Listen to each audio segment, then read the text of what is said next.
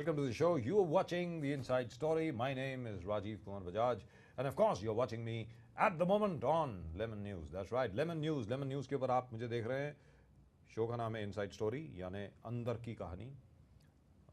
We refuse to call it अंदर की बात. It's the inside story. And tonight we're going to be discussing, of course, we're going to be discussing the political scene.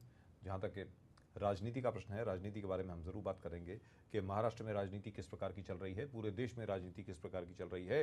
चीन और हिंदुस्तान के बीच में जो संबंध हैं वो एक तरफ आगे बढ़ रहे हैं और दूसरी तरफ पीछे हट रहे हैं. आखिरकार ये क्या हो रहा है, क्या नरेंद्र मोदी एक नए किस्म का बैलेंस ला रहे हैं. And of course we will be discussing my favourite subject.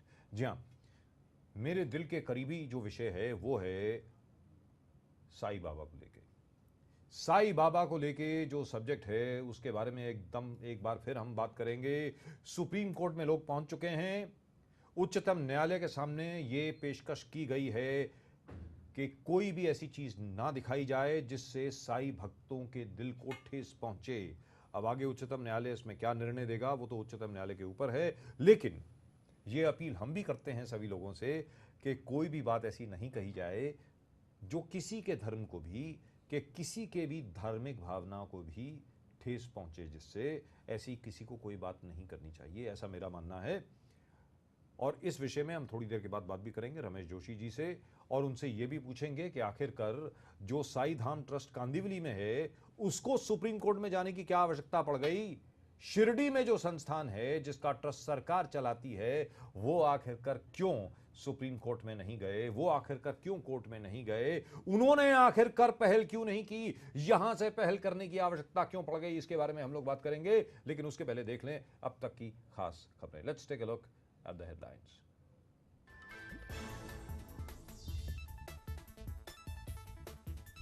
प्रधानमंत्री मोदी ने चीनी राष्ट्रपति से की मुलाकात. चीन की मदद से बनेगा मुंबई शंघाई. पड़ोसी देश से हुए 12 समझौते.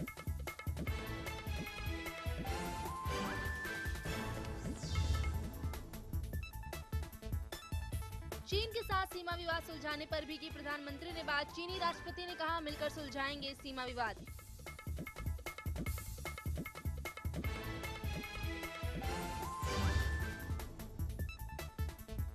प्रशांत भूषण ने कहा नहीं बताएंगे सीबीआई प्रमुख के घर का विजिटर रजिस्टर देने वाले का नाम. कोर्ट ने पूछा था किसने दिया रजिस्टर.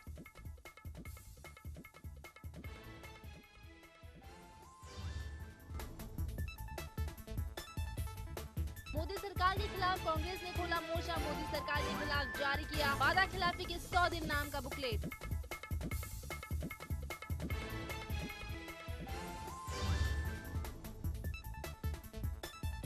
और स्कॉटलैंड को स्वतंत्र देश बनाने या ब्रिटेन में रखने के लिए जनमत संग्रह शुरू. 42 लाख लोग कर रहे हैं स्कॉटलैंड के भविष्य का फैसला.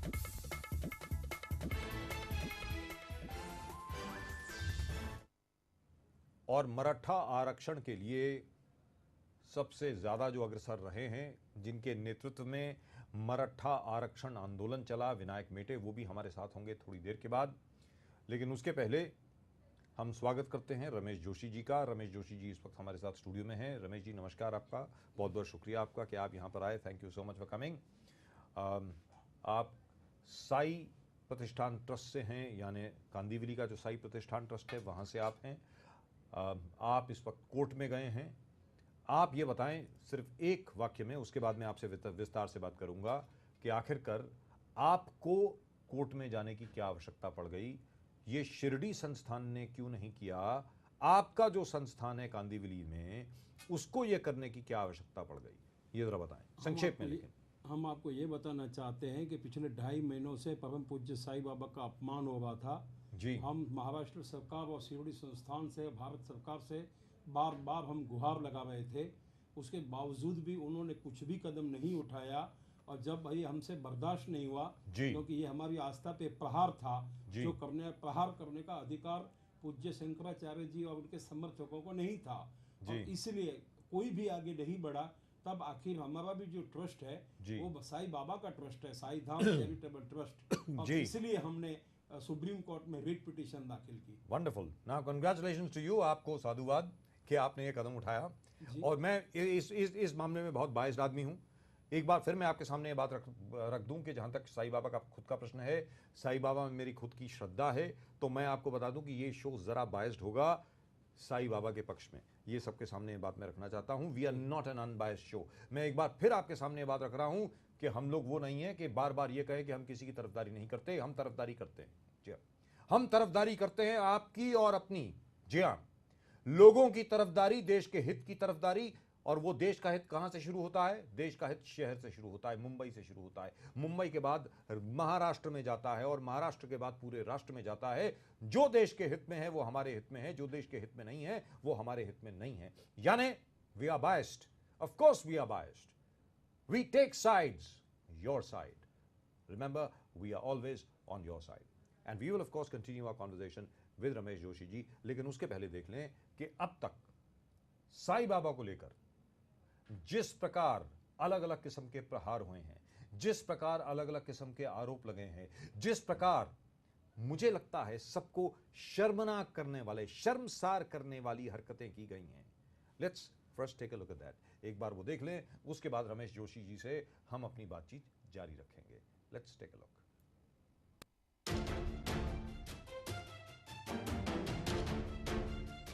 शंकराचार्य के विवादित बयान के बाद बढ़ा साईं पर विवाद अब थमता नहीं दिख रहा है। पहले तो शंकराचार्य का साईं को भगवान मानने से इनकार, फिर करवधा में धर्म संसद का साईं पर तुगलकी फरमान, और अब साईं का ये विवाद पहुंच गया है देश की सर्वोच्च न्यायालय में। जी हाँ, मुंबई के एक साईं मंदिर के ट्रस्टी ने एक सुप्रीम कोर्ट में याचिका दायर की है, जिसमें उन्होंने न्यायालय को ये बताया कि साईं बाबा हिंदू थे, वे उनके हिंदू होने की कई परिणाम न्यायालय को देने को तैयार हैं। 12 तारीख को हमने जो याचिका दाखिल की उसमें सारे सबूत दिए हैं, जिससे ये साबित होता है कि श्री साईं बाबा मुस्लिम नहीं बल्कि ब्राह्मण थे। दूसरी बात ये साबित होती है कि साईं बाबा का अपमान, निंदा और उनकी बदनामी इस कांड के जो एक्यूज है, आरोपी है, वे पिछले 2.5 महीने से करते हैं और उसके बावजूद भी यानी कानूनन वो अपराध होते हुए भी उन लोगों के खिलाफ आज दिन तक कोई कार्रवाई नहीं हुई है। हमने सबसे पहले यही मांग की है, उनके खिलाफ कानूनन कार्रवाई हो। जिन्होंने साईं बाबा का अपमान किया है, उसके बाद में हिंदुस्तान में जितने मंदिर है, उन मंदिरों में जो साईं बाबा की मूर्तियां हैं, उसमें से एक भी मूर्ति को कोई टच न करे।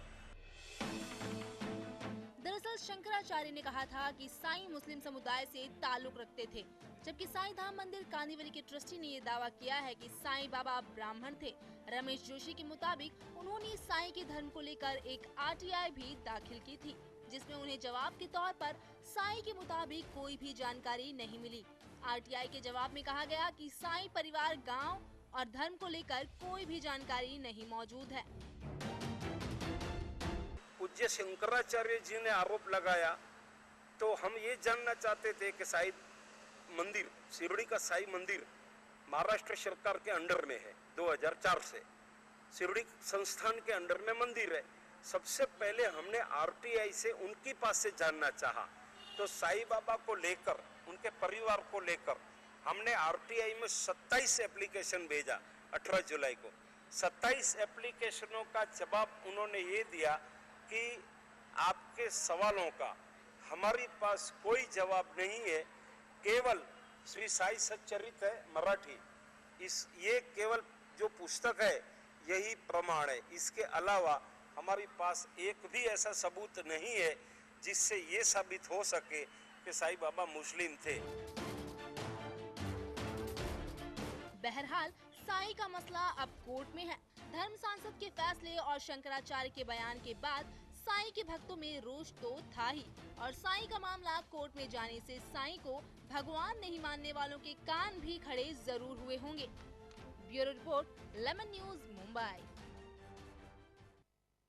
And at the moment with us, we've got Mr. Ramesh Joshi. Ramesh Joshi ji Sai Baba trust से, कांदीवली का जो साईं बाबा ट्रस्ट है, जो कोर्ट में गए हैं, सुप्रीम कोर्ट का उन्होंने दरवाज़ा खटखटाया है और सुप्रीम कोर्ट के सामने उन्होंने ये बात रखी है कि जहाँ तक साईं बाबा का प्रश्न है, साईं बाबा की मूर्तियों को अलग अलग मंदिरों से ना निकाला जाए, कोई ऐसी बात ना की जाए जिससे साईं बाबा के जितने भी फॉलोअर्स हैं उनको ठेस पहुँचे।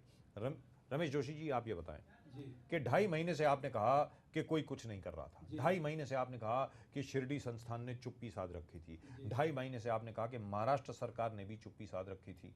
मैं रमेश जोशी जी आपसे आपके सामने ये सवाल रखना चाहता हूँ, वो ये है कि अब तक मेरी समझ में जो बात आ रही है वो ये आ रही है कि क्योंकि इतने ज़्यादा लोग साईं बाबा के भक्त बन गए, इतने ज़्यादा लोग साईं मंदिरों में जाने लगे, इतने ज़्यादा लोग महाराष्ट्र आने लगे। आपके खुद के मंदिर में कांदिवली का जो साईं बाबा का मंदिर है वहाँ भी इतनी लाखों की भीड़ लगी रहती है। इसी प्रकार शिरडी में तो लाखों की भीड़ होती ही है। कहीं ऐसा तो नहीं है कि हमारे आदरणीय सम्माननीय शंकराचार्य जी, द्वारका पीठ के स्वरूपानंद जी और उनके जितने भी फॉलोअर्स हैं उनको ये लगा हो कि लोगों का ध्यान जो ऊपर के 4 धाम हैं यानी उत्तर प्रदेश में और उत्तराखंड में जो 4 धाम हैं उनसे हटकर अब महाराष्ट्र की ओर अग्रसर हो रहा है, तो इनको किस तरीके से वापस यहाँ लाया जाए। रमेश जोशी जी, कहीं ऐसा तो नहीं है? हम बताएं। आपको बताते हैं कि हम भी इसमें बहुत गहराई में गए हैं जी हमें इसमें राजीव जी हमें इसमें एक बहुत खतरनाक साजिश दिखाई देती है। पूज्य साईं बाबा इतने महान संत थे जी कि आज इन्हें साईं बाबा के भक्त सारे हिंदुस्तान में नहीं बल्कि सारी दुनिया में भगवान की तरह उनको पूजते हैं। जी दुनिया जानती है कि पूज्य बाबा भगवान नहीं थे, लेकिन दुनिया जानती है कि भगवान से उनका डायरेक्ट कांटेक्ट था। जी। ये हमारा विश्वास है। और जो पूज्य शंकराचार्य जी है वे भी हमारे हमारे सनातन धर्म के एक धर्मगुरु है। जहाँ तक हमें जहाँ तक लगता है कि हम उनसे ये सवाल पूछना चाहते हैं, और भी जितने हिंदुस्तान में शंकराचार्य अपने आप को कहते हैं, हम उनसे ये सवाल पूछते हैं कि क्या उनको 125 साल के बाद में ये ज्ञात हुआ कि परम पूज्य संत श्री साईं बाबा कौन थे? जी। हमें राजीव जी, जी। हम आपको ये बताते हैं कि हमारे जो 4 धाम है वो 4 धाम वो तो ईश्वर के धाम है, और इस संसार की कोई ऐसी शक्ति नहीं है कि जी। वो 4 धामों से भक्तों को विमुख कर सके। जी। लेकिन हमें इसमें एक बहुत बड़ी खतरनाक साजिश दिखाई देती है। जी। हम तह तक गए हैं, हम तह तक जा रहे हैं, और बाबा की कृपा से, भगवान विष्णु और महाकाली की कृपा से हम बहुत ही जल्दी उस रहस्य के ऊपर से पर्दा उठा देंगे कि इसमें सत्य क्या है। लेकिन आखिरकार चलिए, आप तो जब भी आप पर्दा हटाएंगे तब हटाएंगे, लेकिन फिर भी हमारे दर्शक और हम खुद जानना चाहते हैं कि आखिरकार ये क्या बात हो गई कि अब इस वक्त 2014 में सब लोग जाग गए और उन्होंने ये कह दिया कि भाई साईं बाबा की पूजा नहीं होनी चाहिए, साईं बाबा की आरती नहीं होनी चाहिए, साईं बाबा की मूर्तियां जो हैं वो सनातन धर्म के मंदिर में नहीं होनी चाहिए।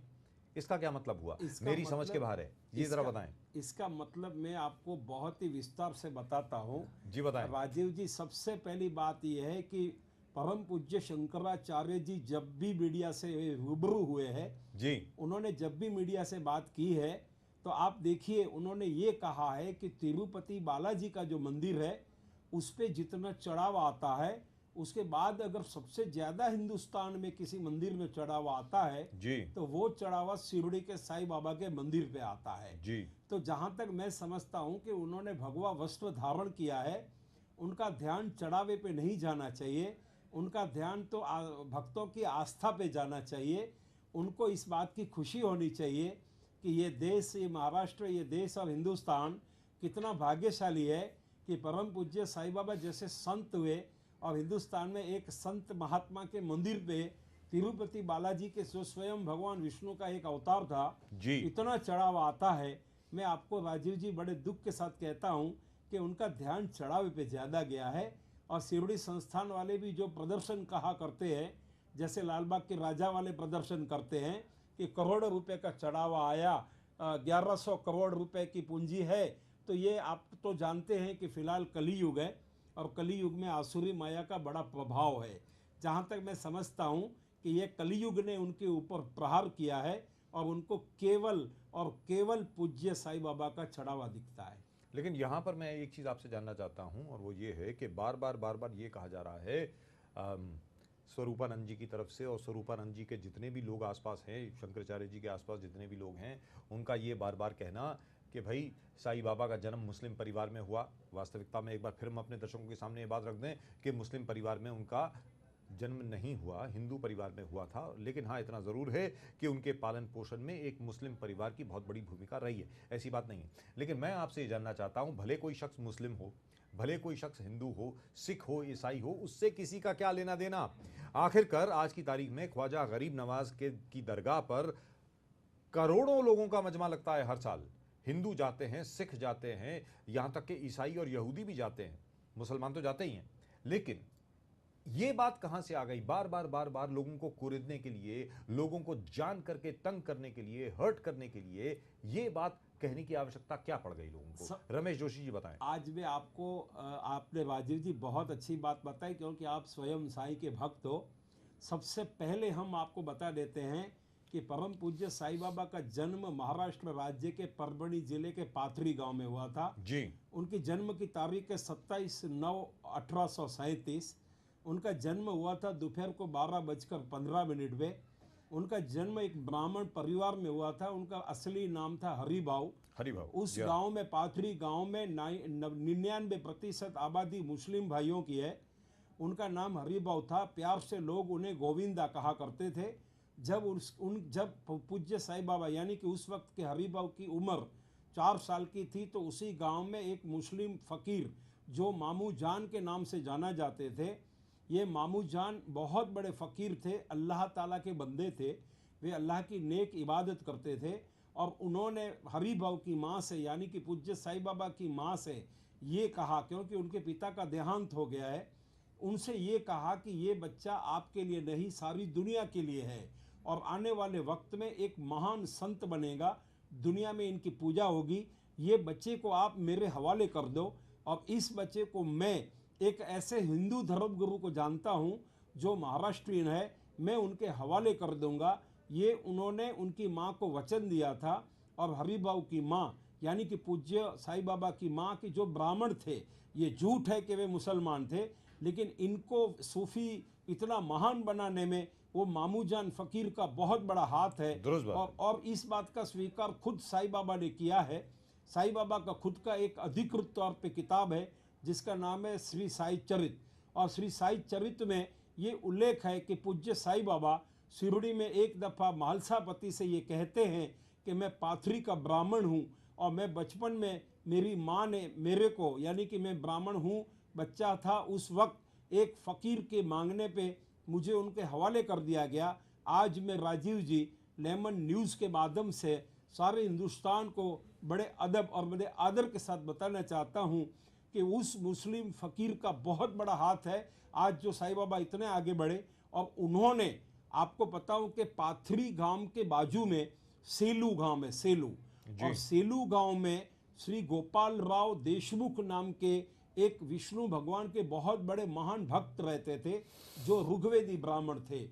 और उस मामूजान फकीर ने उनको यानी कि गोपाल राव देशमुख को, गोपाल राव देशमुख का नाम था व्यंकुशा, और इस व्यंकुशा का भी उल्लेख इसमें है, साई सानिध्य बोल की किताब है। और पूज्य साईं बाबा को उन्होंने व्यंकुशा के हवाले कर दिया और व्यंकुशा ने पूरी तालीम उनको दी। पूज्य साईं बाबा मुस्लिम नहीं थे, पूज्य साईं बाबा हिंदू थे, लेकिन आज मैं पूज्य साईं बाबा, पूज्य शंकराचार्य जी से आपके माध्यम से ये कहना चाहता हूँ कि अगर वे मुस्लिम भी थे और अगर समझो उन पे लोगों की आस्था है, जैसे गरीब नवाज पे आस्था है, जैसे मखदूम साहब बाबा पे आस्था है, तो इसमें इनको क्या तकलीफ होती है? इनको तकलीफ ये है, उनका ये कहना है कि जिस प्रकार साईं बाबा की आरती होती है, जिस प्रकार शंकर भगवान के साथ या विष्णु भगवान के साथ या गणेश जी के साथ साईं बाबा की भी मूर्ति स्थापित है और वहां पर उनकी आरती होती है, उनके हिसाब से वो गलत है, क्योंकि साईं बाबा भगवान नहीं थे, ऐसा उनका कहना है। नंबर 2, पूरा सवाल सुन ले। नंबर 2, सनातन धर्म के मंदिरों से जिस प्रकार साईं बाबा की मूर्तियों को हटाया गया और जिस प्रकार उनको गंगा जी में बहा दिया गया है, जो भी किया गया है, मुझे मालूम नहीं है, जो भी किया गया है, मैं आपसे जानना चाहता हूं, नंबर 1, ये साईं बाबा की आरती की जो प्रथा है वो कब शुरू हुई? साईं बाबा की मूर्ति की आरती की जो प्रथा है वो कब शुरू हुई? और दूसरी चीज़, यहाँ ये मेरा व्यक्तिगत सवाल आपसे है रमेश जोशी जी, और हमारे दर्शकों को याद होगा इस सवाल को मैं ना जाने कितनी बार कर चुका हूँ, पहले भी कर चुका हूँ, ये कंट्रोवर्सी शुरू होने के पहले भी ना जाने कितनी मर्तबा इस सवाल को हम आपके सामने रख चुके हैं, और वो ये है कि जिस शख्स ने आज तक कभी शनील को, सिल्क को अपने बदन से लगने नहीं दिया, जो सिर्फ पत्थर के तकिए पे सोया, उस शख्स को चांदी के सिंहासन पर बिठाना, सोने का मुकुट पहनाना, चांदी सोने के लिबास पहनाना, वो कहाँ तक ठीक है? ये मैं आप लोगों से जानना चाहता हूं। रमेश जोशी जी उसका ज़रा जवाब देंगे। ज़रा आप बताएं, वो साईं बाबा जिन्होंने एक गोल पत्थर को अपना तकिया बनाया, एक पत्थर को और या लकड़े को अपना बिस्तर बनाया, जिसने हमेशा अपनी रोटी खुद बनाई, अपनी दाल खुद बनाई, एक सेगड़ी हुआ करती थी बेचारों के पास, वो आज तक वहीं की वहीं पड़ी है, उसको इस तरीके से राजे महाराजाओं के लिबास पहनाना वो कहाँ तक ठीक है? आप बताएं। आपको हम बताते हैं कि पहली बात यह है कि पूज्य साईं बाबा 16 साल की आयु थे तब शिरडी में प्रकट हुए, यानी दिखाई दिए जी। आपको बता देता हूं कि ये लोग तो बहुत गलत गुमराह कर रहे हैं, लेकिन आपको हम बताते हैं कि धूपखेड़े नाम का एक गांव है। धूपखेड़े गांव में चांद मियाँ नाम के एक मुस्लिम रहते थे। चांद मियाँ ने पूज्य साईं बाबा के चमत्कार देखे, उनको इतना यकीन हो गया कि वे चांद मियाँ की भांजी की शादी थी शिरडी गांव में, वहाँ पूज्य साईं बाबा को बारात में ले गए। जब वे प्रथम वक्त पे जब वे शिरडी पहुँचे हैं तो शिरडी में खंडोबा देव का एक मंदिर है, और खंडोबा देव के पुजारी जो स्कूल टीचर थे, वे मालसापति ने उनका लिबास, उनका पहनावा देखकर कहा कि या साईं या, तब से वे प्रख्यात हो गए, फेमस हो गए। जी जी जी। उन्होंने सारी जिंदगी उन्होंने ईश्वर से दुआएं मांगी, उन्होंने अल्लाह ताला से दुआएं मांगी, ये हिंदुस्तान की जनता या भक्तों के लिए बहुत कुछ उन्होंने किया। भले उन्होंने सारा जीवन, सारी जिंदगी वे एकदम जिसे कहते हैं कि पाक रहे, एकदम सादे रहे, भिक्षा मांग कर उन्होंने अपना गुजारा चलाया। लेकिन ये तो राजीव जी एक आस्था का सवाल है कि जब उनके ऊपर भक्तों की इतनी आस्था है, तो ये तो भक्तों पे निर्भर करता है कि भले सारी जिंदगी बाबा ने सादाई से निकाली हो जी, लेकिन ये तो भक्तों की इच्छा है कि भक्त उन्हें चाहे हीरे का मुकुट पहनावे, मोती का पहनावे, उनको सोना चांदी से मढ़ देवे, इसमें किसी लेकिन को ऐतराज नहीं रमेश होना जोशी जी, चाहिए। अगर ऑब्जेक्शन है, जैसे आदरणीय हमारे शंकराचार्य जी जो हैं द्वारका पीठ के, उनको अगर ऑब्जेक्शन है तो उसी सोने चांदी हीरे मोती पर ऑब्जेक्शन है कि भाई साईं बाबा के मंदिर में इतना ज़्यादा चढ़ावा आ रहा है, उनको ना जाने कितने सोने के मुकुट आप पहना देते हो, चांदी की शाल दे देते हो, चांदी के आप तख्त पे बैठा देते हो उनको। सारी समस्या का आगमन तो वहीं से शुरू हुआ है, सारी समस्या का आगमन वहीं पर है। अब आप मुझे ये बताइए, आपने सवाल का जवाब नहीं दिया। चलिए मान लीजिए, जहाँ तक आपका सवाल है, आपने कह दिया कि भाई ये तो श्रद्धालुओं की श्रद्धा है, जो मर्जी कर लीजिए, जा करके उनको चांदी का मुकुट पहनाइए, हीरे का मुकुट पहनाइए। लेकिन साईं बाबा का जो ओरिजिनल मैसेज है, साईं बाबा का जो वास्तविक संदेश है कि सबका मालिक एक, श्रद्धा और सबूरी, जो उनका मैसेज है, क्या इस सोने चांदी की चमक धमक में ये मैसेज जो है ये ख़त्म नहीं हो जाता थोड़ा सा? रमेश जोशी जी बताएं। नहीं, हम आपको बताते हैं कि देखिए, हम आपको बताते हैं कि साईं बाबा ने ये कहा था कि सबका मालिक एक है। उन्होंने ये कभी नहीं कहा था कि मैं मालिक हूँ जी, क्योंकि साईं बाबा मैंने ये नहीं पूछा आपसे। हाँ जी। मैंने आपसे ये पूछा कि साईं बाबा ये कहने वाले हैं कि सबका मालिक एक है, हाँ जी। श्रद्धा और सबरी, यानी जी। सब्र और श्रद्धा, जी। ये उनका संदेश है। जी। क्या इस संदेश में जो छिपा हुआ अर्थ है वो धूमिल नहीं हो जाता जब आप उनको सोने चांदी के लिबास पहना देते हैं? ये सोने चांदी की चमक धमक में साईं बाबा का जो ओरिजिनल संदेश है वो क्या खत्म नहीं हो जाता? रमेश जोशी जी ये बताएं। नहीं, देखिए, नहीं, आपको मैं बताता हूँ कि पूज्य साईं बाबा की महानता इतनी थी, वे इतने महान थे कि भक्त और उनके जो साईं भक्त, सभी साईं भक्त हैं, वे चाहते हैं कि हम पूज्य साईं बाबा को ऐसा सजावे, क्योंकि जब तक उन्होंने समाधि नहीं ली थी, सन 1918 में उन्होंने समाधि ली, तब तक वे एक भिक्षु की तरह मांगते रहे।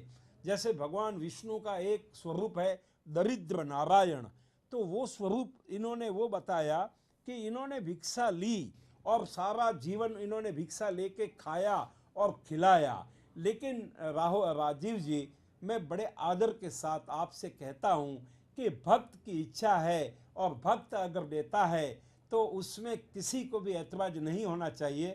इस वक्त मैं आपको शास्त्र का एक संदर्भ देता हूं कि राजा बलि, आप ज्ञानी हो, जी। भले आप बड़े एंकर हो, मैं तो एक अनपढ़ और गंवार आदमी हूं, मैं इतना तो सब अंग्रेजी भी नहीं जानता, लेकिन आपको मैं संदर्भ देता हूं कि बलि, राजा बलि, जब राजा बलि से भगवान विष्णु ने वामन अवतार में जी। 3 पग जमीन मांगी, जी। तो शुक्राचार्य जी के जो दैत्य गुरु थे, और उन्होंने बलि को कहा कि हे बलि, आप नहीं जानते हो, आपके सामने जो खड़ा है वो स्वयं विष्णु है, साक्षात ईश्वर है, वो 3 लग जमीन में सब कुछ ले लेगा। तब भी बलि ने कहा था कि अगर मेरे पास मांगने के लिए स्वयं नारायण आया है, मेरा विष्णु आया है, तो मैं सब कुछ दे दूंगा। और बलि ने उनको सब कुछ दे दिया। तो यानी कहने का मतलब ये हुआ कि स्वरूपानंद सरस्वती, द्वारका पीठ के स्वरूपानंद सरस्वती आपसे हो सकता है कि सिर्फ 3 पग जमीन ही मांग रहे हों, तो आप उनको सब कुछ दे रहे हैं। कहने का मतलब ये हुआ। नहीं, बिल्कुल नहीं। मैं आपको साईं बाबा की बात बताता हूँ। मैं आपको साईं बाबा की बात भाई आपने बताता हूँ। उदाहरण आप ही ने दिया नहीं, है। मैं उदाहरण दिया साईं रमेश बाबा को जोशी जी, लेकर। आप ही ने उदाहरण दिया। राजीव जी, आप मुझे पकड़ में लेना चाहते हो, लेकिन मैं कलयुग लेकिन का चलिए आधुनिक- कोई बात नहीं, चलिए कोई बात नहीं, कोई बात नहीं, कोई बात नहीं। मैं जिस संदर्भ में आप ये बोल रहे हैं, मैं वो संदर्भ समझ रहा हूँ, और हमारे दर्शक भी जरूर समझ रहे होंगे। लेकिन मैं आपसे ये जानना चाहता हूँ बड़ी गंभीरता से, मजाक की बात अलग हो गई, बड़ी गंभीरता से मैं आपसे ये जानना चाहता हूँ कि साईं बाबा के ऊपर जिस प्रकार प्रहार हो रहा है, साईं बाबा के ऊपर जिस प्रकार हमला हो रहा है, साईं बाबा की छवि को जिस प्रकार खराब करने की कोशिश की जा रही है, यहाँ तक कि टेलीविजन प्रोग्राम्स पे तो हमने ये भी देखा है कि साईं बाबा के बारे में ना जाने क्या अनाप शनाप बातें भी बोली जा रही हैं, अलग अलग लोग आकर के बोल रहे हैं। जब ऐसी बात होती है तो क्या आपके मन को ठेस नहीं पहुंचती? मेरे मन को तो बहुत ठेस पहुंचती है। मैं साफ तौर पर ये कहना चाहता हूं। तब आपको क्या लगता है कि भाई आखिरकार साईं के पीछे ये लोग क्यों पड़े हैं? साईं बाबा ने तो हमेशा हर एक का भला किया। साईं बाबा ने आज तक कभी किसी को कोई भी कष्ट नहीं पहुंचाया। शंकराचार्य, द्वारका पीठ के जो शंकराचार्य हैं, उनको भी आज तक कभी कष्ट नहीं पहुंचाया। तो आज वो साईं बाबा को कष्ट क्यों पहुंचा रहे हैं? और दूसरा सवाल ये, साईं बाबा ने खुले हाथों से सबके सामने ये कहा कि आप मेरी शरण में आ जाओ, मेरे घर में आके रहो, ऐसा साईं बाबा कहते हैं। लेकिन हमारे सनातन धर्म के जितने धर्मगुरु हैं, वो अपने घर से, यानी सनातन धर्म के घर से साईं बाबा को निकाल रहे हैं। अब आप ये बताएं रमेश जोशी जी कि इसका क्या मतलब है, और इससे व्यक्तिगत तौर पर आप पर क्या बीतती है, वो भी जरा हमारे दर्शकों को बताएं। आपको बताऊं राजीव जी, मैं मेरा इष्ट देव विष्णु, महाकाली और साईं को साक्षी रखकर एक दिन मुझे भी मरना है। मुझे ऐसा लगा जब साईं का अपमान हो रहा था, साईं की माँ को गंदी गंदी गालियाँ ये लोग दे रहे थे, मुझे ऐसा लगा कि मेरी आत्मा पे कोई ब्रह्मास्त्र छोड़ रहा है। आपको मैं बताऊं कि मैं 2.5 महीनों से शिरडी संस्थान से लेकर महाराष्ट्र सरकार, प्रधानमंत्री, हर जिलों के पुलिस अधीक्षक, चीफ सेक्रेटरी, कोई ऐसा महकमा नहीं है कि जिनको हमने राइटिंग में कुछ भेजा नहीं। आप यकीन कीजिए, जब इनका अपमान हो रहा था तो मुझे ऐसा लगा कि कोई मेरी आत्मा पे प्रहार कर रहा है। लेकिन हम डेमोक्रेसी में जीते हैं, हम लोकशाही में जीते हैं, हम जैसे कि आतंकवादी शस्त्र हथियार अपने हाथ में लेते हैं, हम उनमें से नहीं है। हम तो बहुत ही समझदारी से काम लेते हैं। और जब हमने, आपको आज एक बहुत अच्छी बात बताता हूं, जब हमने ये स्टेज बना लिया कि अब हम हिंदुस्तान की सबसे बड़ी अदालत में ये साबित करके बताएंगे कि पूज्य साईं बाबा का अपमान हो रहा है, और ये सारा हिंदुस्तान अपनी दोनों आंखों से पिछले 2.5 महीनों से मीडिया के माध्यम से, चाहे इलेक्ट्रॉनिक मीडिया हो या प्रिंट मीडिया हो, उनके माध्यम से सारा हिंदुस्तान पूज्य साईं बाबा का अपमान देखते रहा। लेकिन कोई भी माई का लाल ऐसा नहीं था कि जो जाकर किसी अदालत का दरवाजा खटखटाए। हमने अदालत का दरवाजा खटखटाया, हमने ये साबित करके बता दिया कि चाहे शंकराचार्य जी हो या कोई भी मौला मौलवी हो, हम किसी के भी धर्म का अपमान करने नहीं देंगे। हिंदुस्तान में लोकशाही है और संविधान की हुकूमत है। हमने संविधान का आधार लिया और हमने अदालत का दरवाजा खटखटाया। हमें यकीन है कि न्याय होगा, सत्य और धर्म का जय होगा। सत्य और धर्म की जय होगी, ऐसा आपने कहा। लेकिन यहाँ पे मैं आपसे एक बार फिर सवाल पूछता हूँ, आप ये बताएं कि आखिरकार स्वरूपानंद सरस्वती जी को इतनी देर क्यों लग गई जागने में? वो दो एग्जाम्पल, वो एक और उदाहरण भी देते हैं, और वो उदाहरण ये देते हैं कि जिस प्रकार जय संतोषी माँ नाम की एक पिक्चर आई और संतोषी माँ नाम की एक नई देवी का आविष्कार कर दिया गया बॉलीवुड ने, यानी बॉम्बे की फिल्म इंडस्ट्री ने, मुंबई की फिल्म इंडस्ट्री ने, उसी प्रकार साईं बाबा का भी ये एक आविष्कार किया गया है आप जैसे लोगों द्वारा। नहीं, नंबर एक, पूरी बात सुन लीजिए। नंबर दो, उन्होंने ये कहा कि संतोषी माँ का जो धर्म था उसको उन्होंने खत्म किया, संतोषी माँ का जो भ्रम था उसको उन्होंने खत्म किया, समाप्त किया। इसी प्रकार साईं बाबा को लेकर जो भ्रमित किया जा रहा है लोगों को, वो खत्म करने वाले हैं। रमेश जोशी जी बताएं। मैं आपको बताता हूं कि उनका अगर ऐसा मानना है, मानना नहीं, बोला है उन्होंने। हाँ मुझे मालूम है, क्योंकि उन्होंने, जी। आपको मैं बताता हूं कि जब सुप्रीम कोर्ट में हमने याचिका दायर की जी तो वे 23 जून 2012 से बोले हैं ना, जी। वो सारी सीडी का ट्रांसलेट हमने किया है जी। हम कच्ची गोलियां नहीं खेलते हैं जी। हमें पता है कि हम जिसके सामने धर्म युद्ध लड़ रहे हैं ये बहुत बड़े धर्म योद्धा है। जी। तो हमने हमारी जीवन में हमने बहुत कुछ सबूत इकट्ठे कर लिए और उनका एक एक डीवीडी हमारे पास है। उन्होंने कौन सी चैनल से क्या बात किया है वे सारे सबूत हमने इकट्ठे कर दिए और ये सारी बातें हमने सुप्रीम कोर्ट को बताई है। तो हम आपको ये पूरा पुनः कहना चाहते हैं, आप ये मसला अभी वहाँ पे सुप्रीम में है और हम ये भी बताते हैं कि उन्होंने जब 24 और 25 अगस्त को छत्तीसगढ़ में जो धर्म संसद बुलाई थी जी। राजीव जी, उससे 4 दिन पहले हमने उनको 15 पानों का निवेदन भेजा, उनके ईमेल पे भेजा, उनको बाय स्पीड पोस्ट में भेजा। हमने उनसे यही सवाल किया कि आपको क्या अधिकार है कि किसको तय करना कौन भगवान है और कौन नहीं है। हमारा शास्त्र तो ये कहता है कि अभी तो भगवान का एक ही अवतार होने वाला है और उस अवतार का नाम है कल की अवतार और उसको शास्त्र के अनुसार 3,65,000 वर्षों की देर है।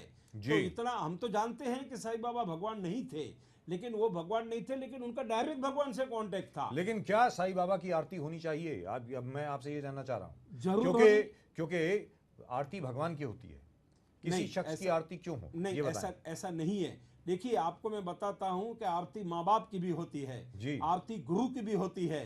आरती ऐसा नहीं है कि आरती नहीं होती है। साईं बाबा की आरती, साईं बाबा जैसे संत महात्माओं की आरती, आपको मैं ये बताता हूँ कि अगर पूज्य शंकराचार्य जी साईं बाबा की आरती का विरोध करते हैं तो आज हम उनसे सवाल करते हैं कि वे अभी खुद स्वयं ईश्वर की कृपा से जीवित है और हम चाहते हैं कि हमारी भी आयु पूज्य शंकराचार्य जी को लग जावे, तो भी हमें कोई एतराज नहीं है। तो आज हम उनसे ये पूछना चाहते हैं कि वे खुद क्यों अपनी आरती करवाते हैं। और आपको मैं लेकिन मंदिर में तो नहीं होती। नहीं, कहने का मतलब ये हुआ कि शंकराचार्य की कोई मूर्ति तो नहीं है किसी मंदिर में स्थापित। नहीं, तो गणपति के साथ शंकराचार्य तो नहीं बैठे हैं, अब शंकर भगवान के साथ कोई शंकराचार्य तो नहीं बैठे हैं, माँ दुर्गा के साथ कोई शंकराचार्य तो नहीं बैठे हैं। उसके बारे में जरा बताएं। उसके बारे में ये बताता हूँ कि 4 वेद और 18 पुराण ये कहते हैं कि जब तक आदमी जीवित होता है तब तक उनकी मूर्ति बनाकर उनकी पूजा नहीं की जाती है।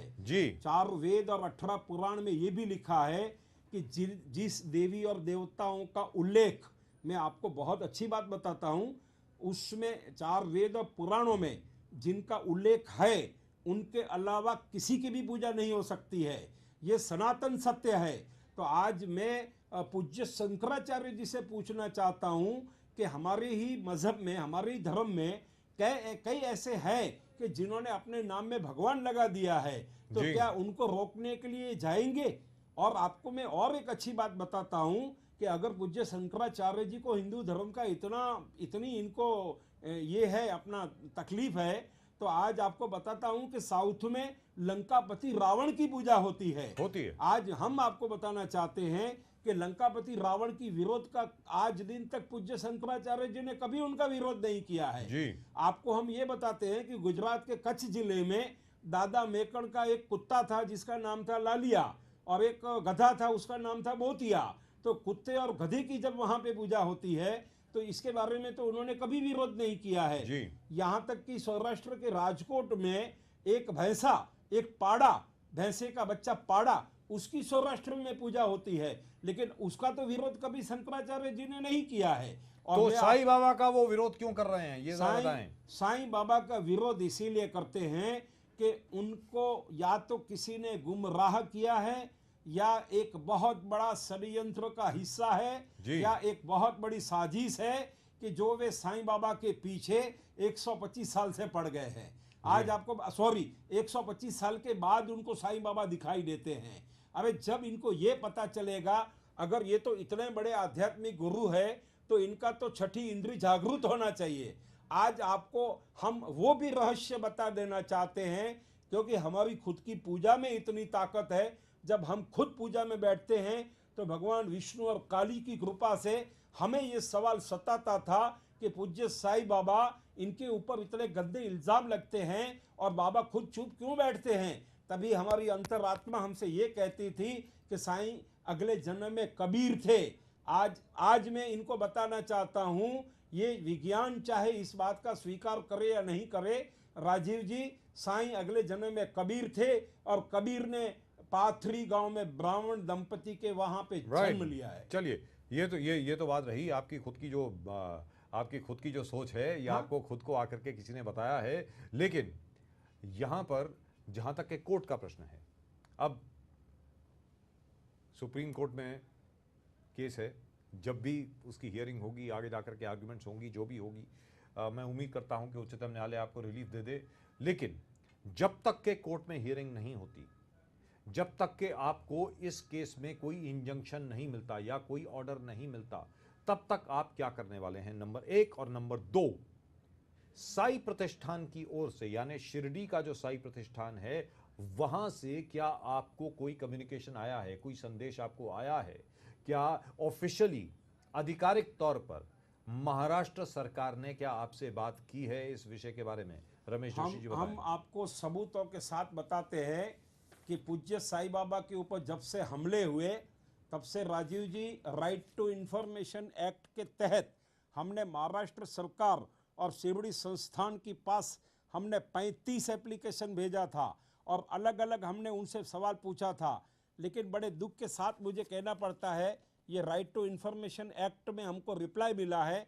महाराष्ट्र सरकार और शिरडी संस्थान ने ये हमको जवाब दिया है कि साईं सच्चरित्र के अलावा हमारे पास साईं बाबा के अस्तित्व को लेकर कोई सबूत नहीं है।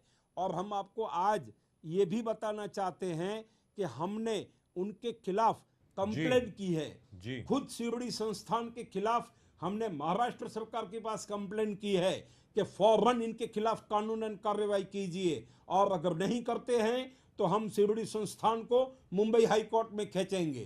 कहने का मतलब ये हुआ, और ये दर्शकों के सामने मैं बात रखना चाहता हूं क्योंकि we have really run out of time, लेकिन कहने का मतलब ये हुआ कि आखिरकार साईं बाबा का जो चरित्र है, साईं बाबा की जो इमेज है, उसके प्रोटेक्टर्स आखिरकार शिरडी संस्थान के लोग हैं, क्योंकि शिरडी में सबसे बड़ा मंदिर है साईं बाबा का, और कर्म भूमि जो है साईं बाबा की वो शिरडी है। तो अगर शिरडी प्रतिष्ठान के लोग कुछ नहीं कर रहे हैं तो एक बहुत बड़ा सवालिया निशान सामने आ जाता है कि आखिरकार भाई आप वहां पर क्यों बैठे हैं, क्या कर रहे हैं आप लोग। जहां तक शिरडी का प्रश्न है, सबसे पहले तो आप लोगों को ऑब्जेक्शन लेनी चाहिए थी। लाखों के तादाद में, करोड़ों की तादाद में आप लोगों को बाहर आना चाहिए था, सड़क पे आना चाहिए था और यह कहना चाहिए था कि हमारे साईं की बदनामी करना आप लोग बंद कीजिए, अपनी जबान पर लगाम दीजिए, तमीज से बात कीजिए, तहजीब से बात कीजिए। हम लोग तो आपके किसी सनातन धर्म के किसी भी प्रतिष्ठान को लेकर के या किसी को लेकर के हम लोग कुछ नहीं कह रहे। आप साईं के खिलाफ इस प्रकार किस तरीके से बात कर सकते हैं, ये शिरडी से आना चाहिए था। जहां तक आपका प्रश्न है रमेश जोशी जी, आप तो महज साईं के एक मंदिर हैं, इस प्रकार ना जाने कितने करोड़ों मंदिर हैं पूरी दुनिया में। आप ये बताएं कि बाकी जो मंदिर हैं, चलिए शिरडी की बात छोड़ दीजिए, शिरडी तो एक ट्रस्ट है, सरकारी ट्रस्ट है। आज की तारीख में महाराष्ट्र सरकार उस ट्रस्ट की करता धरता है, वही तय करते हैं कि कौन इसका मेंबर होगा, कौन नहीं होगा, कौन ट्रस्टी होगा, कौन चेयरमैन होगा, वगैरह वगैरह वगैरह। आप ये बताएं कि शिरडी को छोड़ करके बाकी साई मंदिर जो हैं लाखों करोड़ों की तादाद में पूरे हिंदुस्तान में, क्या आप लोग एकत्रित होकर के इस लड़ाई को लड़ने वाले हैं? क्या अन्य जितने भी साई ट्रस्ट हैं पूरे हिंदुस्तान में, उनसे हाथ मिला करके, साथ हो करके, क्या आप साई का जो नाम खराब करने की कोशिश की जा रही है। खैर, साई का नाम तो कोई खराब कर नहीं सकता, और मैं ये बिल्कुल मान करके नहीं चलता कि साई की बदनामी हुई है। जो साई की बदनामी करने को जा रहा है वो असल में अपनी बदनामी कर रहा है। साई को कोई कुछ नहीं कर सकता। लेकिन फिर भी किसी को कोई ये गलत फहमी में ना रहे कि साई बाबा के नाम पर वो कुछ भी कह दे, कोई भी गाली दे दे और साई के भक्त सामने से कुछ नहीं करेंगे। ऐसी गलत फहमी नहीं होनी चाहिए। इसलिए जो आपने किया है इसके लिए आपको साधुवाद। लेकिन क्या बाकी सब लोगों से आप संपर्क में हैं?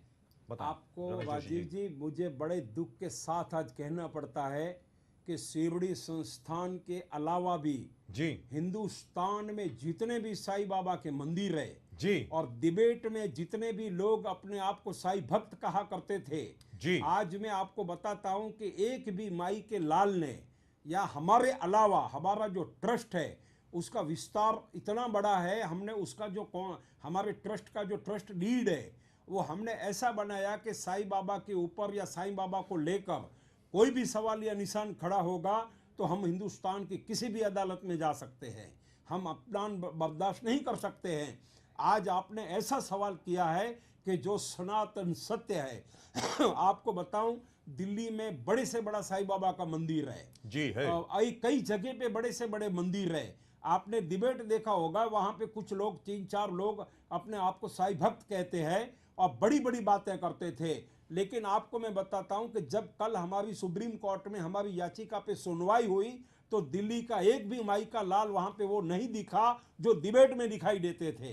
अब आप इस बात से अंदाजा लगाइए कि वे उनके लिए साईं एक बिजनेस हो सकता है, उनके लिए साईं मंदिर एक व्यापारीकरण हो सकता है। लेकिन हमारे लिए पूज्य साईं बाबा का मंदिर, वो तो आपको बताऊं, हमारे वहां पे मंदिर में तो 40-45 मूर्तियां हैं। हमारे लिए साईं आस्था का स्थान है।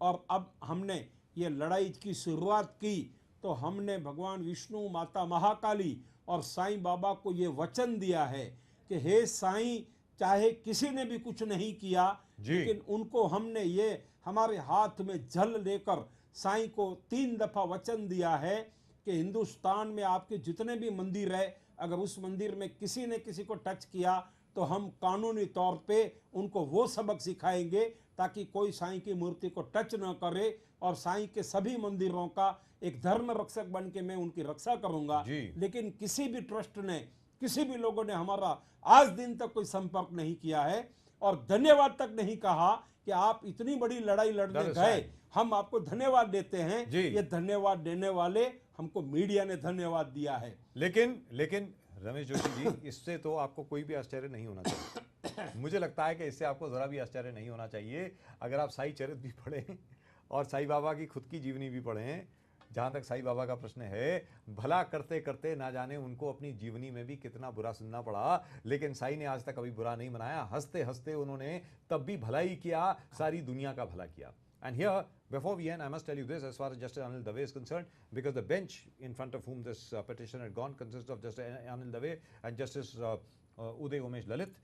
Justice Dave has recused himself from the case because he says he is associated with the trust. तो इसलिए Justice Dave ने ये कहा कि मैं ये petition नहीं सुन सकता हूँ। तो one more, the Chief Justice, the Honorable Chief Justice will have to constitute one more bench. फिलहाल रमेश जोशी जी, बहुत बहुत धन्यवाद आपका यहाँ पर आने के लिए। Thank you so much and all the very best to you. बहुत बहुत शुक्रिया आपका यहाँ पर आने के लिए। और इसके पहले कि हम लोग आगे जाएं, इसके पहले कि हम लोग और बात करें, यानी मराठा आरक्षण की बात करें, विनायक मेटे जी से बात करें, एक बार फिर देख लें कि आखिरकार साईं बाबा को लेकर जो भी विवाद हुआ है वो वास्तविकता में है क्या। You have seen the story before, let's take a look at it again.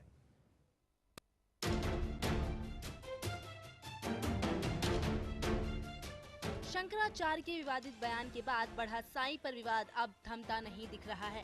पहले तो शंकराचार्य का साईं को भगवान मानने से इनकार, फिर करवधा में धर्म संसद का साईं पर तुगलकी फरमान, और अब साईं का ये विवाद पहुंच गया है देश की सर्वोच्च न्यायालय में।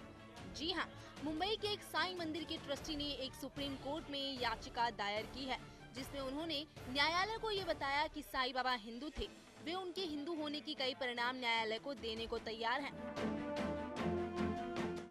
12 तारीख को हमने जो याचिका दाखिल की उसमें सारे सबूत दिए हैं जिससे ये साबित होता है कि श्री साईं बाबा मुस्लिम नहीं बल्कि ब्राह्मण थे। दूसरी बात ये साबित होती है कि साईं बाबा का अपमान, निंदा और उनकी बदनामी इस कांड के जो एक्यूज है, आरोपी है, वे पिछले 2.5 महीने से करते हैं और उसके बावजूद भी यानी कानूनन वो अपराध होते हुए भी उन लोगों के खिलाफ आज दिन तक कोई कार्रवाई नहीं हुई है। हमने सबसे पहले यही मांग की है उनके खिलाफ कानूनन कार्रवाई हो। जिन्होंने साईं बाबा का अपमान किया है, उसके बाद में हिंदुस्तान में जितने मंदिर है उन मंदिरों में जो साईं बाबा की मूर्तियां हैं उसमें से एक भी मूर्ति को कोई टच न करे। दरअसल शंकराचार्य ने कहा था कि साईं मुस्लिम समुदाय से ताल्लुक रखते थे, जबकि साईं धाम मंदिर कांदिवली के ट्रस्टी ने ये दावा किया है कि साईं बाबा ब्राह्मण थे। रमेश जोशी के मुताबिक उन्होंने साईं के धर्म को लेकर एक आरटीआई भी दाखिल की थी, जिसमें उन्हें जवाब के तौर पर साईं के मुताबिक कोई भी जानकारी नहीं मिली। आरटीआई के जवाब में कहा गया कि साईं परिवार गांव और धर्म को लेकर कोई भी जानकारी नहीं मौजूद है। पूज्य शंकराचार्य जी ने आरोप लगाया तो हम ये जानना चाहते थे कि साईं मंदिर, शिरडी का साईं मंदिर महाराष्ट्र सरकार के अंडर में है। 2004 से शिरडी संस्थान के अंडर में मंदिर है। सबसे पहले हमने आरटीआई से उनकी पास से जानना चाहा तो साईं बाबा को लेकर, उनके परिवार को लेकर हमने आरटीआई में 27 एप्लीकेशन भेजा 18 जुलाई को। 27 एप्लीकेशनों का जवाब उन्होंने ये दिया कि आपके सवालों का हमारे पास कोई जवाब नहीं है, केवल श्री साई सच्चरित है मराठी, ये केवल जो पुस्तक है यही प्रमाण है। इसके अलावा हमारे पास एक भी ऐसा सबूत नहीं है जिससे ये साबित हो सके कि साईं बाबा मुस्लिम थे। बहरहाल साईं का मसला अब कोर्ट में है। धर्म सांसद के फैसले और शंकराचार्य के बयान के बाद साईं के भक्तों में रोष तो था ही, और साईं का मामला कोर्ट में जाने से साईं को भगवान नहीं मानने वालों के कान भी खड़े जरूर हुए होंगे। Bureau report, lemon news, Mumbai. Right, and you're watching The Inside Story with me, Rajiv K. Bajaj, and of course, we are on Lemon News, that's right. And we're going to be talking now about a subject which is, well, even more controversial than the last one. Controversial because a large number of people have taken a lot of objection to it and a very large number of people support it. जहाँ बहुत लोग इसको लेकर के बड़े दुखी हैं, विरोध कर रहे हैं, लेकिन बहुत लोग, स्पेशली मराठा समुदाय के लोग, ज़्यादातर 99% ज़्यादातर बड़े खुश हैं। और उसी के बारे में बात करने के लिए इस वक्त हमारे साथ हैं विनायक मीटे जी। विनायक मीटे जी जिनके नेतृत्व में मराठा आरक्षण का आंदोलन शुरू हुआ, इस वक्त वो हमारे साथ हैं। विनायक मीटे जी नमस्कार। हाँ नमस्कार राजू जी। नमस्कार नमस्कार। बड़े दिनों के बाद आपसे मुलाकात हो रही है। आपका आवाज बड़े दिनों के बाद सुनाई दे रहा है और बहुत अच्छा लग रहा है। क्या बात है जनाब, क्या बात है, क्या बात है। विनायक मीटे जी आप ये बताएं, जिस प्रकार मराठा आरक्षण को लेकर के आप एक हद तक तो काफी सफल हो गए, लेकिन अभी मैटर जो है वो बॉम्बे हाई कोर्ट में है। आप ये बताएं कि आखिरकार इसका हश्र क्या होगा। जहां तक के रिजर्वेशन का प्रश्न है, अब तो सरकार ने भी मान लिया है कि मराठा समुदाय की स्थिति इस वक्त ऐसी है कि रिजर्वेशंस के बगैर, आरक्षण के बगैर उनकी अपलिफ्टमेंट नहीं हो सकती। जी बताएं। ये सही है राजू जी कि मराठा समाज आज महाराष्ट्र में जी काफ़ी तादाद में होने के बावजूद जी और मराठा समाज सत्ता में रहने के बावजूद जी सिर्फ कुछ लोगों का सिर्फ भला हुआ है जी, बाकी 70-75% लोग जी वैसे के वैसे ही है। जी जो पिछड़े लोग हैं, जो गरीब लोग हैं, जी जो शिक्षा में पीछे है, इनकम में पीछे है, सर्विस में पीछे है और बिजनेस में पीछे, हर जी सेक्टर में वो पीछे है जी। और एक खेती करने वाला समाज है, मजदूरी करने वाला समाज है जी। ये पहले इतिहास में अगर अपन देखा जाए तो इनके पास बहुत सारी खेती बाड़ी थी जी। किसी के पास 100 एकड़ थे, 200 एकड़, 500 एकड़ थी, लेकिन आज जिनके पास 500 एकड़ पिछले इतिहास में खेती थी, आज उनके जो अभी फैमिली की चले आ रहे, उनके जी। 5 एकड़ भी खेती नहीं है आज जी हाँ। उनके पास। जी। तो इस स्थिति में उनका सब जो कुछ फैमिली का जो ये है, उनका शिक्षा का, सर्विस का, ये कुछ नहीं कर पा रहे। जी। इसीलिए उनमें गरीबी के साथ साथ सोशल बैकवर्डनेस है, एजुकेशनल बैकवर्डनेस है, सर्विस बैकवर्डनेस है, बहुत सारा बैकवर्डनेस लेकिन विनायक मेटे जी, आ गया है। विनायक मेटे तो जी, उसमें से बाहर निकालने का, हाँ नहीं विनायक मेटे जी, उसमें यहाँ से पर विनायक बाहर मेटे जी, विनायक निकालने मेटे का जी, एक छोटा सा, जी जी हाँ, दुरुस्त बात बोलिए। है। विनायक मेटे जी, आपको याद होगा इस हाँ, विषय के तो- बारे में हमने 6 साल पहले भी बात करी थी, जब आपने आंदोलन अपना शुरू किया था, और उस वक्त भी ये सवाल उठा था बराबर, सही कि जहां तक के मराठों का प्रश्न है, मराठास का प्रश्न है, भले वो क्योंकि वो रूलिंग क्लास रहे हैं, क्योंकि वो रूलिंग क्लास रहे हैं महाराष्ट्र में, बराबर। तो इसलिए उनकी कैटेगरी ओबीसी में नहीं आ सकती। उस वक्त ये आर्गुमेंट प्रेजेंट करी थी सरकार ने। तो फिर सरकार को आपने कैसे कन्विंस किया कि भाई जहां तक के मराठा समुदाय का प्रश्न है, मराठा समुदाय को आखिरकार आरक्षण मिलना चाहिए, क्योंकि अर्थव्यवस्था के हिसाब से अगर देखा जाए तो आज की तारीख में ब्राह्मण समाज जो है वो भी बहुत पिछड़ा हुआ है, तो उनको भी आरक्षण मिलना चाहिए। लेकिन पहले मराठा समाज की बात कर लेते हैं। जी बताएं।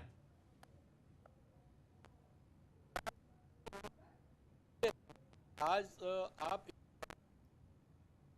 गवर्नमेंट ने जो डिसीजन लिया है, देर आए दुरुस्त आए, इतने मैं बोल सकता हूँ। जी क्या है, उनकी चूक है, वो सालों के बाद उनके ध्यान में आई है। जी इस तरह से राज्य में दलित है, पदोन्नति, वो भी I think we have a problem with the audio.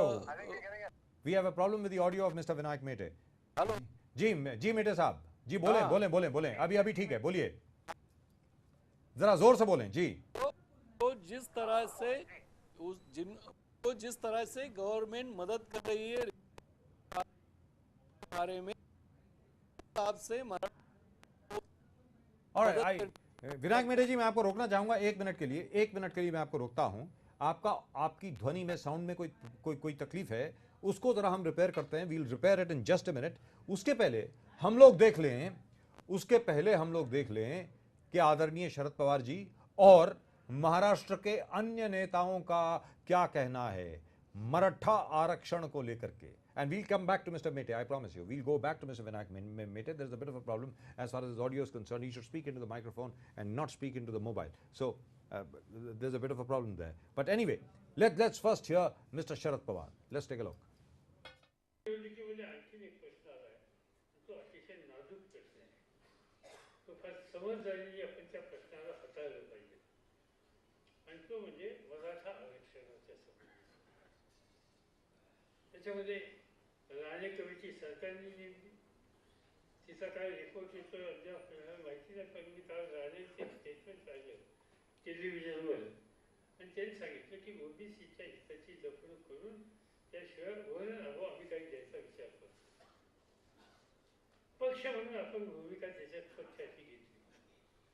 Schedule caste, schedule tribe आणि ओबीसी याला घटनेनं मिळालेलं जे आरक्षण आहे त्याला कुठेही हात लावता कामा नये, त्याला हात लावण्याची भूमिका मी मान्य करतो.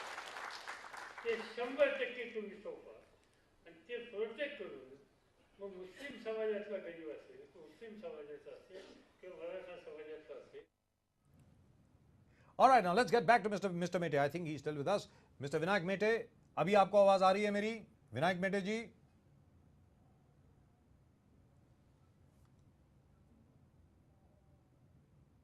मराठा आरक्षण के नेता, मराठा आरक्षण को लेकर के जो आंदोलित रहे, जिन्होंने आंदोलन शुरू किया और इस हद तक पहुंचाया, आज जिनकी वजह से मराठा आरक्षण पारित हुआ है महाराष्ट्र सरकार द्वारा। हाँ, ये जरूर है कि बॉम्बे हाई कोर्ट इस वक्त किसी की अर्जी सुन रहा है मराठा आरक्षण को लेकर के, लेकिन फिर भी राजनीतिक तौर पे ये बहुत बड़ी चीज हुई है।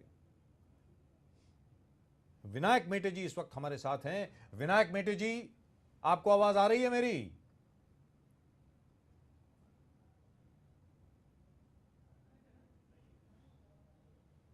I don't think Mr. Mete can hear me.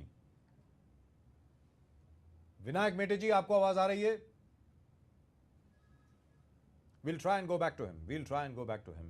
As far as Maratha reservation is concerned, I know it sounds very strange. I know it sounds very, very strange. आखिरकार जहां तक मराठा समुदाय का प्रश्न है, मराठा समुदाय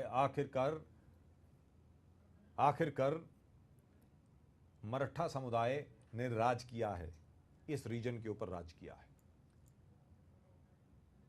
राज ही नहीं किया है, जहां तक इस रीजन का सवाल है। अगर आप छत्रपति शिवाजी मराठा से अगर आप शुरू करते हैं और यहां तक आते हैं तो बड़ा अजीब सा लगता है कि आज की तारीख में आपको मराठा आरक्षण देने की आवश्यकता पड़ रही हो। वही सवाल हम एक बार फिर पूछने की कोशिश करते हैं विनायक मेटे जी से। विनायक मेटे जी, अब आपको आवाज आ रही है मेरी? हाँ, थोड़ी यार, इतनी कोई बात नहीं, क्लियर नहीं आ रही है। All right, we will try and increase the audio. Can we increase the volume, please? जी, विनायक मेटे जी, आप कुछ बोल रहे थे, आप बोले जी, बोलिए। हाँ, बोलिए जी। जहां तक मराठा समुदाय का प्रश्न है, मराठा समुदाय ने राज किया है महाराष्ट्र में और आज उसको आरक्षण देने की क्या आवश्यकता पड़ गई? विनायक मेटे जी, आप समझा रहे थे, जी बताएं।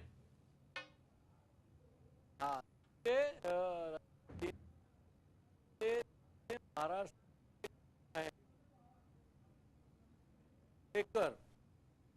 आज बहुत सारे मुख्यमंत्री मराठा समाज के समुदाय से ही आए हैं जी। इसके बावजूद मराठा समाज कम से कम 70-75% अभी फाइनेंशियली, सोशली, एजुकेशनली बैकवर्ड में आ गया है जी। तो इसका सीधा सीधा मतलब ये है कि जो सत्ता में बैठे हैं लोग जी, जो बैठे आ रहे थे या जिन्होंने सत्ता पर कब्जा किया था सालों साल, उन लोगों ने अपने समाज के लिए कुछ किया नहीं है जी। आप अगर हर डिस्ट्रिक्ट की बात अगर करते हैं, कौन सा भी आप डिस्ट्रिक्ट ले लो, वहाँ के डिस्ट्रिक्ट में गिने चुने ऐसे फैमिलीज है, ऐसे नेता लोग है, एक हर डिस्ट्रिक्ट में 5-10 नेता लोग है या उनकी फैमिली है जिनके पास सालों साल तक उनके घर पे ही सत्ता सब रही है या उन्होंने सत्ता का उपयोग किया है जी जी। बाकी वर्ग जो है, बाकी समाज है, उनके पास वो सत्ता गई नहीं है, सत्ता का लाभ उनके तक पहुंचा नहीं है, इसीलिए उनको ये परिस्थितियां उनके साथ पैदा हुई है जी। अगर ध्यान देते थे, जैसे डॉक्टर बाबा साहेब अम्बेडकर ने समाज के लिए अपना पूरा योगदान दिया, पूरी लाइफ उनके लिए ये किया, काम किया, इसी तरह का हमारे समाज के अंदर से कोई डॉक्टर बाबा साहेब अम्बेडकर समाज के लिए काम करने के लिए बना नहीं जी। विनायक मेटे बन गए हैं, लेकिन विनायक मेटे बन गए जी। हाँ। लेकिन नहीं, मैं एक छोटा सा समाज का कार्यकर्ता हूं। लेकिन आप ये बताएं विनायक मेटे जी, चलिए, लेकिन विनायक मेटे जी, आपको साधुवाद, आपको कंग्रेचुलेशंस, मुबारक हो। लेकिन यहां पर आप ये बताएं, क्योंकि चुनाव आने वाले हैं, 15 अक्टूबर को चुनाव है। अब आप ये बताएं कि ये मराठा आरक्षण से राष्ट्रवादी कांग्रेस पार्टी और कांग्रेस पार्टी को क्या कुछ लाभ मिलेगा? आखिरकार आपके आंदोलन हेतु जो दबाव इनके ऊपर पड़ा, उसकी वजह से इन्होंने आपको आरक्षण दिया। अब क्या उसका लाभ वोटों के रूप में उनको मिलेगा या नहीं, बताएं। नहीं, देखिए, जब ये मराठा समाज और मुस्लिम समाज को रिजर्वेशन देने का इस गवर्नमेंट ने डिसीजन लिया है जी, ये डिसीजन लेते समय मराठा समाज या मुस्लिम समाज को ध्यान में रखते हैं या उनकी भविष्य की चिंता हो, ये देखकर इन्होंने डिसीजन नहीं लिया है, ये सबको पता है जी। बचाने के लिए या और ये असेंबली के जो आने वाले चुनाव है उसमें लोकसभा के अंदर जिस तरह से उनको करारी हार झेलनी पड़ी, उस इसी तरह से रिपीट असेंबली भी ना हो, इसकी वजह से इन्होंने ये डिसीजन लिया है, ना कि मराठा समाज का भला हो, उनके बच्चों का भला हो। उन्होंने शिक्षा लेनी चाहिए, नौकरी में आने चाहिए, बिजनेस में आगे आने चाहिए। ये तो हर मराठा समाज और मुस्लिम समाज हमारा बांधव जानता है, इसीलिए उनका लाभ ये कांग्रेस और एनसीपी को मिलेगा नहीं है, ये मेरा पक्का दावा है। जी। और मैं इतना आपको पूरा आश्वस्त करना चाहूंगा कि आज जो आने वाली पीढ़ी है जी। उनको पता है कि ये रिजर्वेशन मिलने के लिए या के लिए लड़ने वाले कौन आदमी है। महाराष्ट्र के अंदर शिव संग्राम ने पिछले कई सालों से जिस तरह से आंदोलन किया, उसके आप खुद गवाह है। जी बिल्कुल, आपने खुद देखा है। जी देखा आप उनके साक्षीदार है जी। जो देखा है सब आंदोलन। और तो कहने का मतलब ये हुआ, सब लोगों को पता है। तो कहने का मतलब ये हुआ विनायक मेटे जी, आखिरी सवाल आपसे ये कि आखिरकार इसका लाभ जो है, राजनीतिक लाभ, अगर उसकी हम बात करें, पहले राजनीतिक लाभ और नुकसान की बात नहीं करनी चाहिए, लेकिन फिर भी क्योंकि चुनाव का मौसम है इसलिए ये बात पूछनी अनिवार्य हो जाती है, आखिरकार इसका राजनीतिक लाभ यानी मराठा आरक्षण की वजह से मराठा वोट आपके मुताबिक शिवसेना भारतीय जनता पार्टी को ही पड़ेगा। विनायक मेटे जी, क्या ये कहना चाह रहे हैं आप?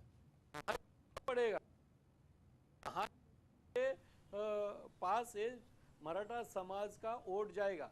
आपने, मैं एक बात थोड़ा सा स्पष्ट थोड़ा सा और करना चाहूंगा। जी बताएं। जिस तरह से पार्लियामेंट इलेक्शन में जिस तरह से पिछले 25 साल से शिवसेना बीजेपी की गठबंधन हुई है जी। तब से लेकर आज तक, पिछले पार्लियामेंट के इलेक्शन तक मराठा समाज का कभी इतना वोट मिला नहीं।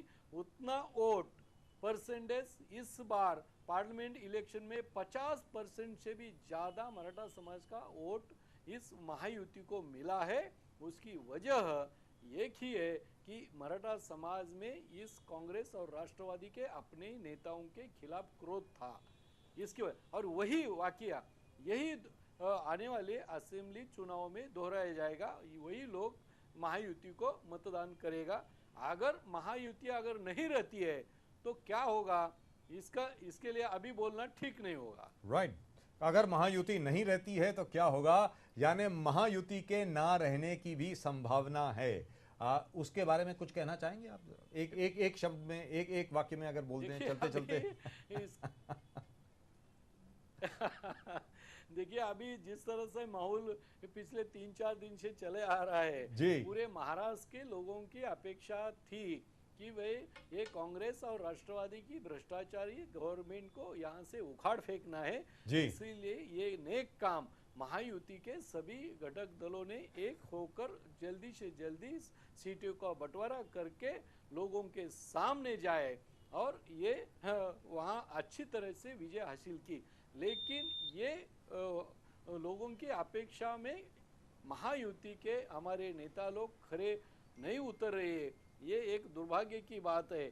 हमारा ये मानना है कि लोगों की अपेक्षा आप महायुति के नेताओं से है, शिवसेना भाजपा के नेताओं से।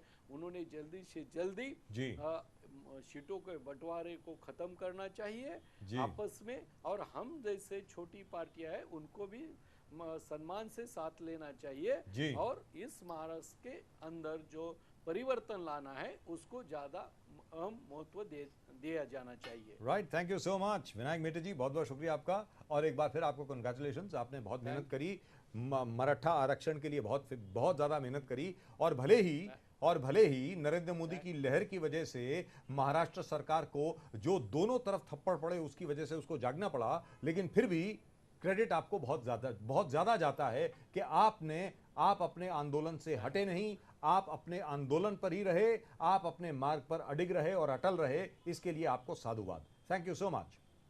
Right, that is of course, thank you, that is of course mister Vinayak Mete, the man who really led the fight for Maratha reservations. And of course, along with it, even the Muslims have got reservations. Now we'll talk about that tomorrow. यानी मुस्लिम आरक्षण के बारे में हम लोग कल बात करेंगे, लेकिन फिलहाल आज हमने बात करी मराठा आरक्षण के बारे में, आज हमने बात करी साईं बाबा के बारे में।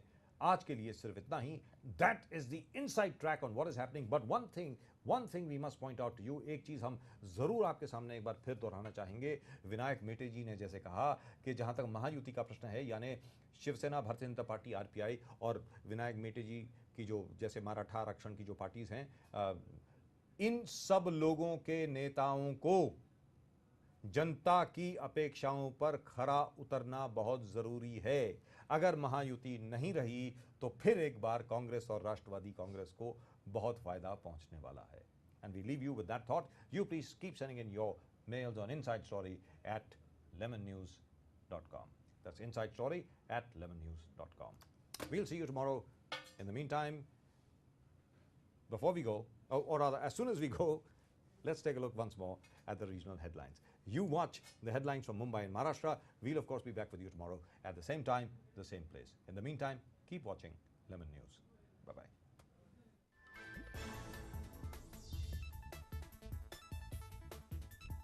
सीटों के बंटवारे को लेकर महाराष्ट्र में बीजेपी का शिवसेना के प्रति नरम रुख. कहा, शिवसेना के साथ गठबंधन बरकरार रखना चाहती है बीजेपी.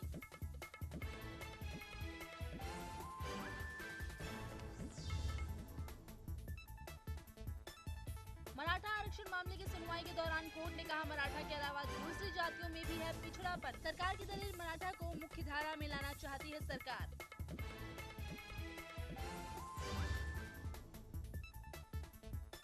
सीएम बनने के लिए 2 सीटों से चुनाव लड़ सकते हैं उद्धव. सूत्रों की खबर, मुंबई और ठाणे सीट से लड़ सकते हैं चुनाव.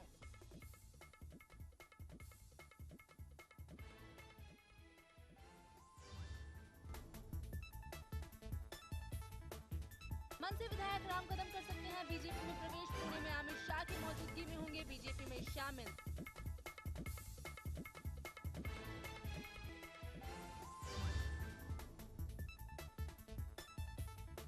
और मुंबई बनेगा चीन की मदद से शंघाई. चीनी राष्ट्रपति से मुलाकात के दौरान प्रधानमंत्री मोदी ने की बात.